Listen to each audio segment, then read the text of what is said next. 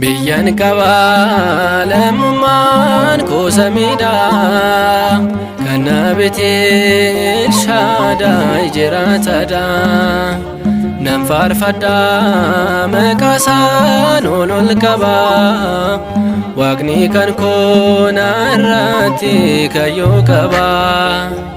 Biyyan qaba lamummaan kosamida kana betel Shaddai jiraatadha nan faarfadha maqaasaa ol qaba waaqni kan koo narratti kayyoo qaba.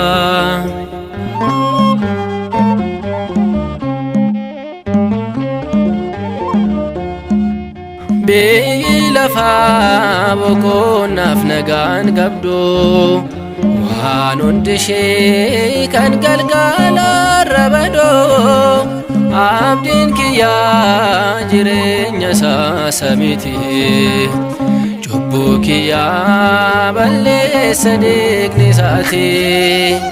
Biyyan qaba lamummaan kosamida kana betel Shaddai jiraatadha nan faarfadha maqaasaa ol qaba waaqni kan koo narratti kayyoo qaba.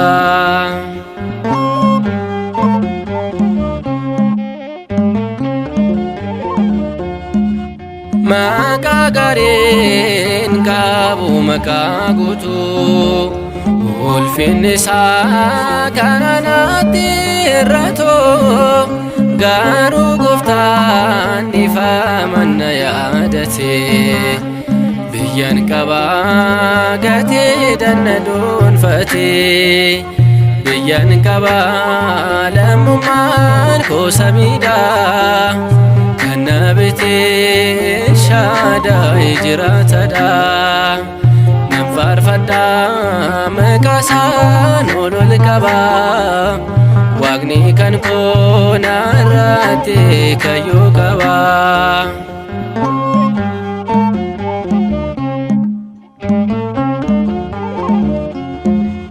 Kana humtee ofii keen fakkeessite gaafa barnees nama taate kan dhufte galmee keerraat kan katabde maqaa koo naaf ulfaadhu siif haa ta'u leelleen koo.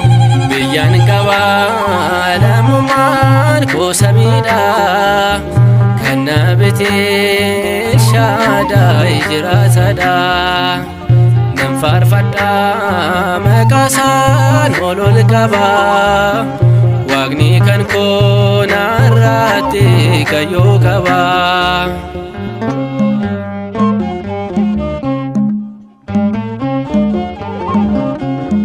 Eenyumaan jibbee yaada addunyaa irratti hawwii foonii faallaa mootummaa keetii nama taatee si nama na taasise si filadhee wanta hundumaa dhiise.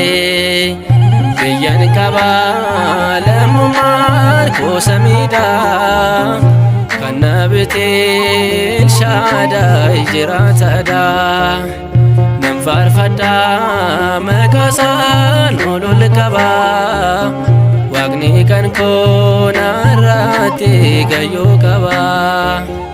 Biyyan qaba lamummaan kosamida kana betel Shaddai jiraatadha nan faarfadha maqaasaa ol qaba waaqni kan koo narratti kayyoo qaba.